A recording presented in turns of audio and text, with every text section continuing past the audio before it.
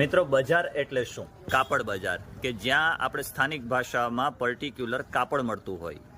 સોની બજાર તો ત્યાં સોનું મળતું હોય. દૂધ બજાર તો ત્યાં દૂધ ને એવું બધું મળતું હોય. ચપ્પલ બજાર કે જ્યાં પર્ટિક્યુલર ચપ્પલ ને એવું બધું મળતું હોય. આ ચોપડો લેવા ગયો તો કેટલાનો લીધો? 20 રૂપિયાનો. અલે એક કામ કર, આ 22 રૂપિયા રાખ ને ચોપડો મને આપી દે. અહીંયા કોઈ પણ પર્ટિક્યુલર કોઈ બજાર છે નહીં. આપણે સ્થાનિક ભાષાની અંદર આવી બધી જે કોઈ પણ બજારો છે એના નામ આપી દેતા હોઈએ છીએ. પરંતુ ત્યારે બે વ્યક્તિ એટલે કે વેચનાર, બીજો એટલે કે ખરીદનાર, હું પોતે એટલે કે વેચનાર અને ખરીદનાર બંને વ્યક્તિ કોઈ પણ સ્થળ ઉપર સંપર્કમાં આવે અને પૈસાના બદલામાં વસ્તુ અને વસ્તુના બદલામાં પૈસા અથવા તો નાણાંની લેવડ દેવડ થાય તો આપણે એને અર્થશાસ્ત્ર અને વાણિજ્યની ભાષામાં બજાર તરીકે ઓળખી શકીએ છીએ.